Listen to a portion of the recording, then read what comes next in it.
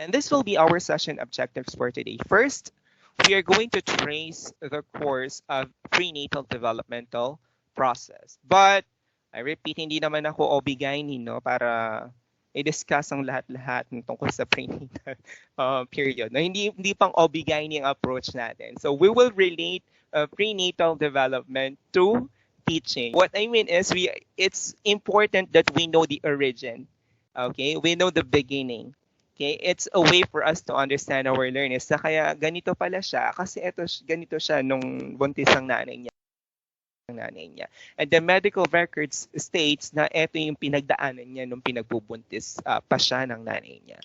Okay, so it's important. It's minsan napipikon tayo kung bakit ganito yung bata, yung upbringing niya. I mean, the reaction of the kid, okay, just without knowing that medical record speaks na ganun pala talaga siya because of some reason. So later we will find out. That's why, bakit natin pinag-aaralan ng prenatal? We will teach, of course, humans. Okay, tao syempre ang tuturuan natin, no? And of course, the way to understand humans is to understand their background. Okay, to understand their beginnings. Okay.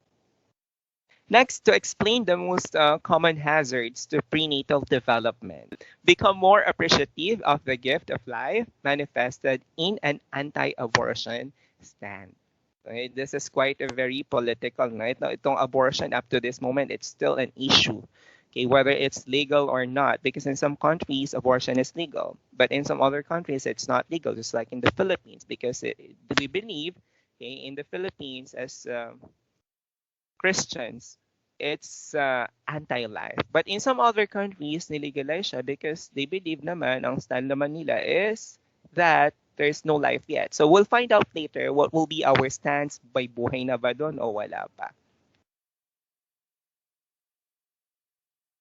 Okay, and these are the references I used, okay, for this session. Okay, life before birth. It says here, we have the following question. Why are pregnant mothers advised not to smoke? Okay, not to drink alcoholic drinks, not to take in any medication without doctor's advice. Because of heavy drinking, because of smoking, and taking medicines that are not supportive or not pro-pregnancy, nagkakaroon ng side effects dun sa bata. Okay? And when we say side effect, it's not only physical, but it's evident sa physical aspect. No? It could also be mental na mukhang normal physically, but once they started speaking, magugulat ka, iba siyang magsalita. Naapektuhan din is the cognitive aspect, okay, the mental aspect. That's why, without the doctor's advice, okay, for mothers, di ba, ayan, for mothers, they need to be cautious with what they take in and their habits. Life before birth. Let's have another question. Is it more reasonable to believe that which is developing in the mother's womb is a human being? Kasi some stance, okay, sinasabi nila na hanggat hindi pinapanganak, hindi pa naman daw tao yun, hindi pa naman daw buhay. But it says here, is it reasonable to believe, I'm asking about your stance, that what is in the womb, okay, once it's already conceived, we consider that as human being. And I also believe in the same stance. Just like human beings who need nourishment, okay, the life inside the womb is also considered human because it also needs nourishment. Tao na rin yun once it's already conceived. Okay? So maybe majority would answer here a yes, okay, for this question. Next question. What are the proofs that which is developing in the mother's womb is a living human being? So I already cited one. It needs nourishment. It needs care from others, just like other human beings. What about the others? Can you prove, since we've mentioned or we cited that generally you believe that the life inside the womb is already a human being, can you cite other proof that will prove, okay, that the life inside the womb is already a human being? Gumagalaw na, no? Kumikilos, no? So that's, if it's moving, then it's already a living thing. It's a human being. Yes, okay, saan pa natin i-classify yan? Di naman puno yan, no? Plus, meron ng heartbeat, right? Okay, may heartbeat na, and yes, that heartbeat proves that this creature inside the womb is already living, a human being. Okay, thank you, Miss Tala. Okay, next question. Okay, still about life before birth. Has any realization from today's discussion changed your stand on abortion? Okay. Since we are talking about abortion, sabi natin sa ibang bansa it's legal, but in other countries it's not. What's your stand? I'm asking about your stand. What's your stand um, toward abortion? Sa ibang bansa, it's legal. Okay, ginagawang legal yan kasi iniisip nila yung kapakanan ng nakahandaan ng nanay. Okay, yun yung iniisip. Plus, let's say for instance, ang abortion din ginagawa sa ibang bansa pag merong nakitang, for instance, abnormality din sa fetus.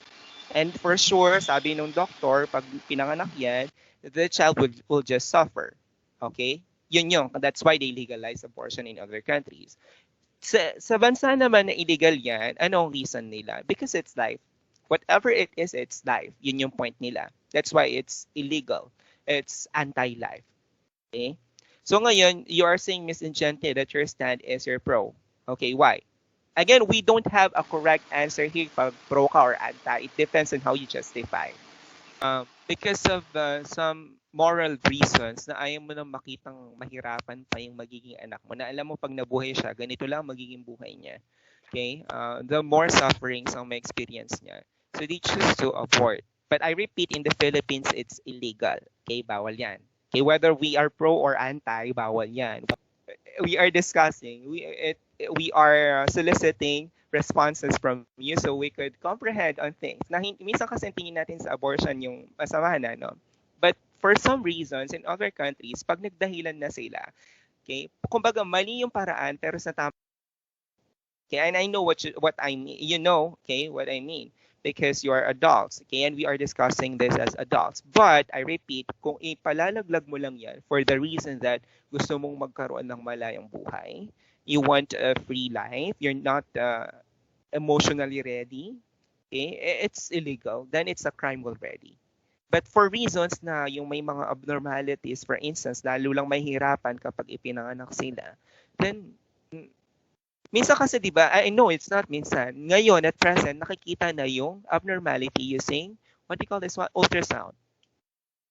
Okay, na pag tinignan din sa ultrasound, yung walang mukha. Okay, yung mata nasa ilalim, hiwalay sa ilong, no, na nasa likod ng ilong. Yung parang mahihirapan lang. You know for a fact that if this fetus will be born, the more sufferings will be experienced. So as a mother, okay, kahit na mahirap para sa iyo, you have to decide. Okay, but I repeat, in the Philippines, it's illegal. Okay, but in other countries, yan yung dahilan kung bakit nila ginagawang legal ang abortion. But, for this question, I believe it could be a pro, it could be anti, depending on your reason. Ang tama dito yung dahilan. It's not whether you are in favor of or you are against. Okay, hindi dun nagiging tama. Nagiging tama siya dun sa rational behind your decision. Okay, but I repeat, in the Philippines, this is illegal, unconstitutional. Okay, what are the effects of alcohol, caffeine, and nicotine on the developing fetus? Definitely bad effects. Okay, at kadalasan pag nasobrahan sa ganyan, okay, nasobrahan, okay, sinabi ng doktor bawal tapos sumingi pa rin si nanay, ang epekto yan, deformities, physical deformities, prenatal, early prenatal birth, okay, yung panganganak ng maaga, yan yung premature. Okay, at dahil premature, kakaroon ng epekto sa bata, no? So again, for this alcohol, caffeine, nicotine, lalo na teachers tayo, no? We should, siguro pag nagturo kayo ng health, okay, since magiging nanay naman yung mga tinuturuan niyo at kayo rin, okay, those who are here, okay, the future mothers and the mothers, dapat alam niyo yung bawal sa katawan niyo because once you are pregnant, it's not only about you. It's also about the baby inside your womb. And it's your responsibility, hindi niya pinili na mabuo dyan sa loob mo. You chose. Okay? It's your decision. That's why you need to be responsible. Okay? Human life begins at conception. That's the statement of ayan. Sabi sa reference na human life begins at conception.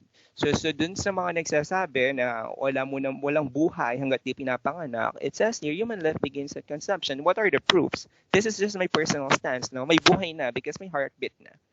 At basta't may puso, may buhay. That's what we mean. Okay? Scientifically speaking, the heart proves that there is already life. Now, as prenatal development of our learners still our primary concern as teachers. Ito ngayon, okay? Of course, the answer is yes. Okay? It's still our concern because if you want to understand your learners, sa lahat ng history nila mula dun sa pinagbuntis sila hanggang sa ipanganak sila, okay, hanggang sa matuto silang maglakad, it's our concern because does this influence their learning inside the classroom? Yes. Okay? May sinasabi nga natin kung may pinanganak na may deformity o kaya with disability, maybe because of some reasons during the prenatal development. And that's what you need to discover and to understand. Okay? That it's not the choice of the learner to be like that. So, what's the implication now? You have to adjust based on your learners, based on what they are. Lagi natin sinasabi, tayo lagi yung mag-a-adjust. Okay? So the answer here is yes, it's still our primary concern because it's a way for us to better understand our learners. Okay. Since we don't have the luxury of time, please screen capture this one. I'd like you to watch this videos from YouTube. Okay, the first video is entitled The Importance of Prenatal Care for Your Family. Mabigayin eh. Ng doktor ko kanini. Kasi dito meron mga visuals, makikita nyo ng maigi. Though in science, you already studied this one, pinag-aralan nyo na. Just for the sake of understanding our session, okay, take a recap about the importance of prenatal care. Dito, mababanggit dito sa video na to, yung mga bawal, okay, mga dapat gawin ng isang nanay. Not only the nanay, but everyone around the mother. Okay? And then the prenatal development, what we learn inside the womb using this link. And last, okay, still about prenatal development using this link. Okay, let's talk about now teratology and the hazards to prenatal development. So when you say teratology, it is the field that investigates the causes of congenital defects, okay? Birth defects. Okay. A teratogen is that which causes birth defects. For instance, kung smoking, nicotine ang naging dahilan kung bakit nagkaroon ng side effect, okay, ng abnormalities or deformity itong bata, then that's what you consider as a teratogen. It is coined from the Greek word tera, which means monster. Parang napaka-harsh naman ng monster, no? But at present time, hindi na pwedeng tawaging monster. Let's say for instance, may deformity siya, yung bata, and then you will call that person as a monster, the child as a monster, pwede kang pa-demanda. Okay? As teachers, one thing I would like to emphasize here is that we need to be careful with the words we use. Avoid nyo rin yung name dropping. That because of color, ni mong kulot yan eh. Ngaws mo kaya kirara. Okay? Iwasan nyo ito. Okay? Bawal yon. You call them by their names. Okay, pinangalanan sila ng magulang nila para yun yung itawag niya sa kanila. Do not use any other names. Okay? Moving back, yung politically correct. Be also careful yung mga, let's say for instance, children with autism, living with autism, huwag niyo silang tawagin na autistic. It's not politically correct. Dapat aware kayo sa mga ganyan. Anyway, in other subjects, pag-aaralan niyo yan, how do we address these people? Kunyari yung tinatawag na mongoloid. No, it should not be mongoloid. It should not be autistic. Okay? Like a child living with autism. A person living with autism.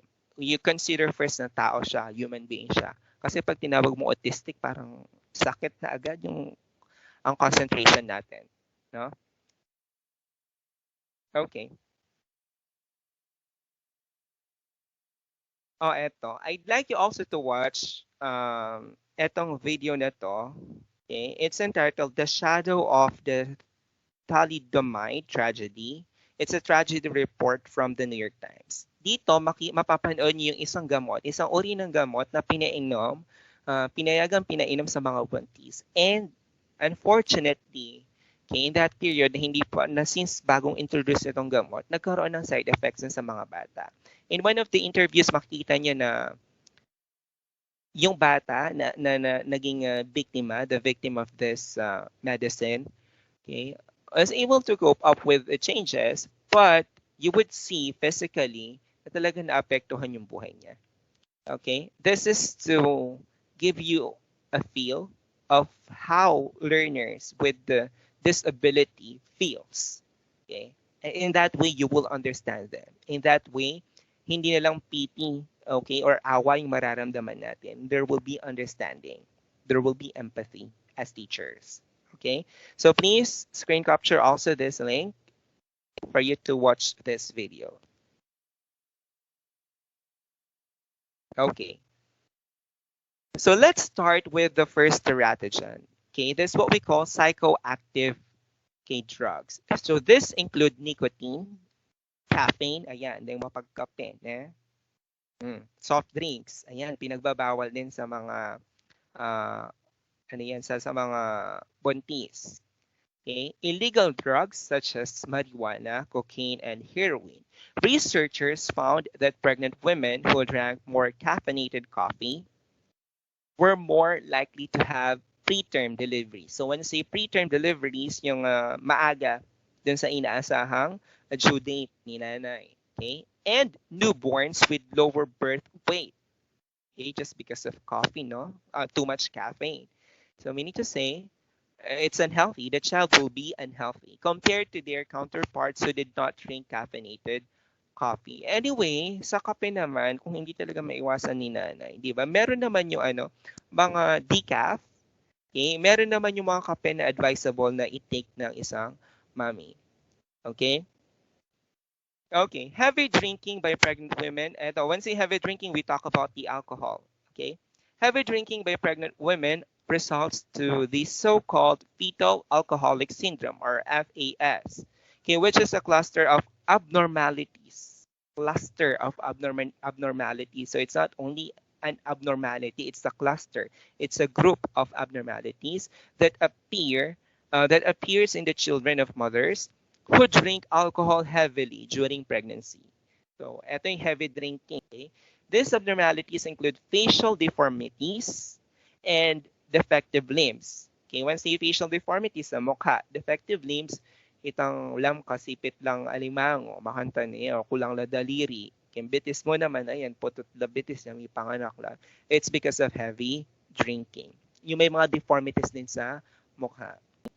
Oh, one good thing na i-educate din natin na early at this point yung mga tuturuan natin about these things. So, in the future, yung matakot na sila na gawin yan. Kasi bakit patuloy na umiinom ang isang nanay, for instance, nagninigarilyo, gumagawa ng bawal? It's because the mother was not educated.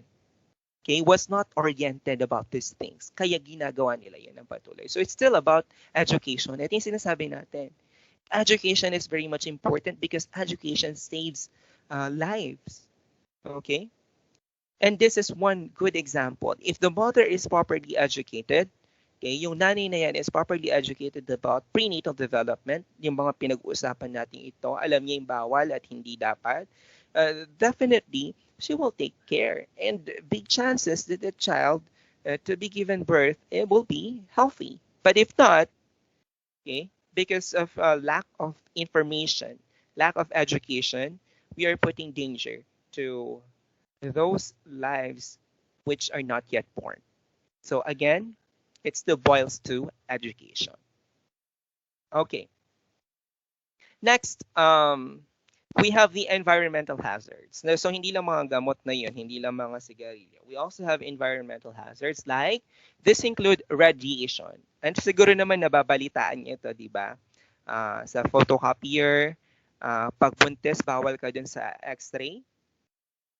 Di ba merong merong red na ilaw. Kung may distance, dapat kung kailan gaano ka kalayo kalapit because it has an effect. I repeat, it has an effect. Okay, and it's based on science, based on research.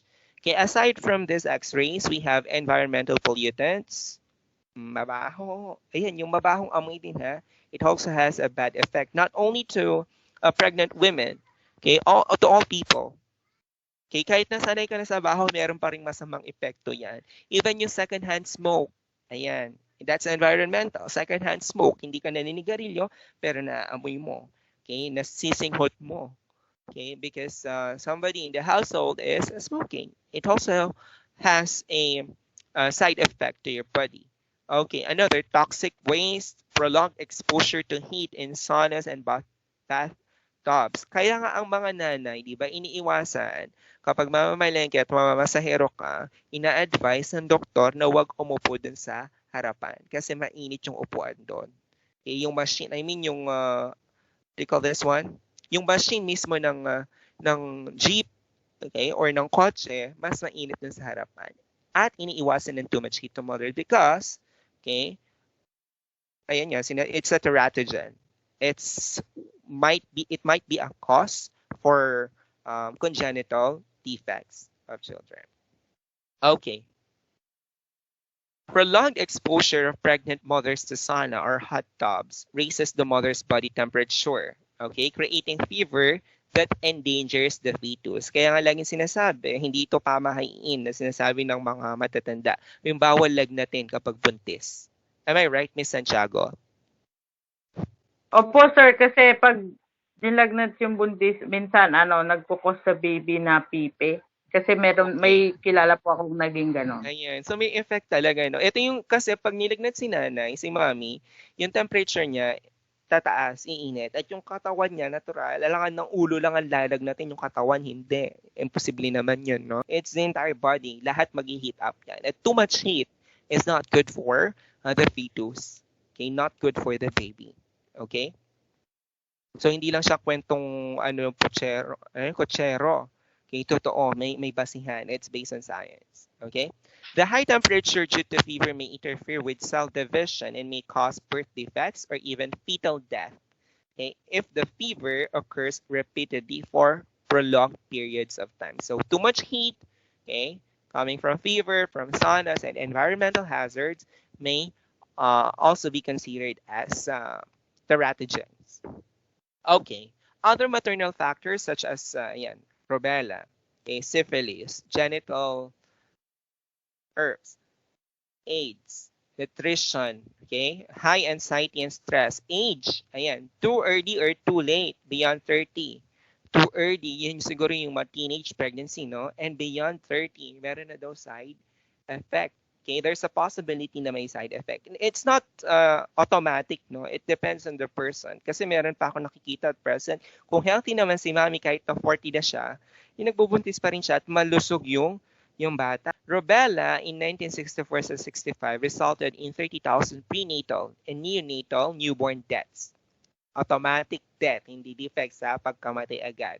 More than 20,000 affected infants were born with malformations, yung mga deformations, including mental retardation, blindness, deafness, and heart problems. Pwede namang maiwasan to because we have vaccine for rubella. Okay? Lahat naman kayo nabakunahan ng MRTD for sure ng bata kayo. No? Pero pwede naman daw ulitin yan because after 10 years nawawala yung visa, okay? And then pwede mong ipa-vaccine ulit para magkaroon ng visa ulit. Okay, ganun ang vaccine daw. Pwede naman ulit-ulitin ang mga vaccine. Okay? Nandyan siya, yung iba lifetime, pero pag dinoble mo daw yung iba, like other vaccines, mas nagiging doble daw yung effect. Okay? Pero again, consult your doctor because I am not a medical doctor. We're discussing this for our course. Okay, syphilis damages organs after they have formed. Okay, these damages include eye lesions, which can cause blindness, and skin lesions. When syphilis is present at birth, other problems involving the central nervous system and gastrointestinal tract can develop. So these are based on facts, based on science, based on research. Hindi gawa-gawa lang ng kansino. Okay, aside from maternal factors and environmental factors, there are also paternal, mula sa tatay naman, paternal factors which may be classified as teratogen. First, we have the father's exposure to lead.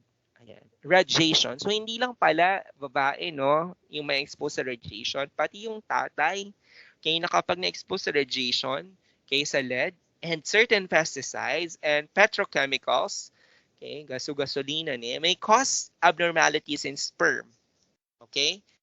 Sperm, okay, if that will fertilize with an egg cell, ayan, it will lead to miscarriage or diseases such as childhood cancer. Ito yung sinasabi natin na bakit merong abortion sa ibang bansa. It speaks to this one. Na-identify na ganito yung abnormality nila and they will just suffer. So, that country, the government, legalized abortion because they believe it's more ethical. Okay, next. As in the case of older mothers, older fathers also may place their offspring at risk for certain defects. So, this one is in relation with the age. Okay, for more info, ayan, napakarami niyong panonoorin. Okay, about these factors causing birth defects, you see the link below.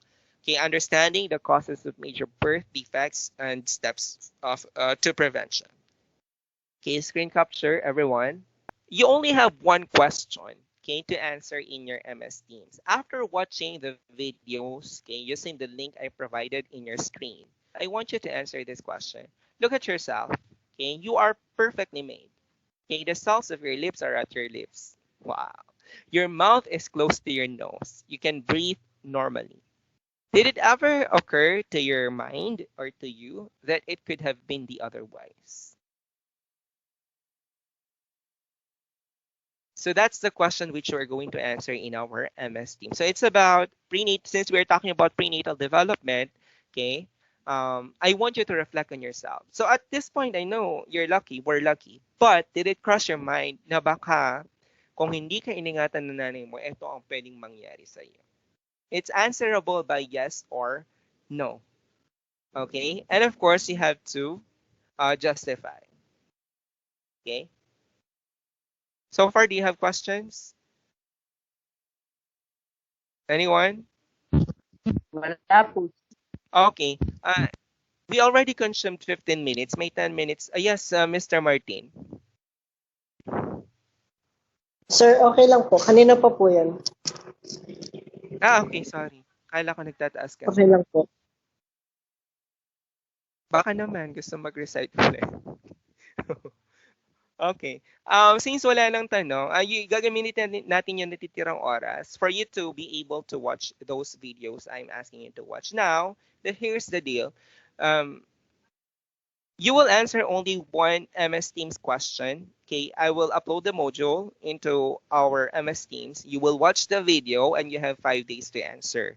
Next week, we are going to have a quiz about the videos you've watched. I will give 10 questions. It's true or false. True or false. Ayan, dalawa lang ang pagpipilian nyo para hindi na kayo masyadong mahirapan. That will be next week. Okay, so before we start the session, sasagutan nyo na yon. Okay ba yan? Yes, sir. Okay. Kung hindi okay, sabihin nyo, pwede na rin ngayon. Pero imposible naman kasi kailangan nyo pang panoorin yung mga videos na binigay ko. Doon kasi sa videos, merong mga visuals. Okay? Para makita nyo at mas lalo nyong maramdaman. Kasi pag kinukwento ko lang yung ganitong itsura, ganyan, etapa I feel. But when I watched the videos, you know what? I felt pity and at the same time, I felt blessed, okay, that I am gifted with normal physical appearance and mental thinking, mental ability, no? It will make you appreciate about life. Okay, na sobra daming problema natin sa buhay, pero meron palang mga ganitong kaso, no? Ma-appreciate mo kung anong meron ka. Okay? And at the same time, it's a way for you to understand these people, what they are going through. Okay? So if you don't have any question, let's call it a session, a day. Please read the module which I will upload and watch the videos, okay, from YouTube using the link I provided. And don't forget to answer the questions I posted.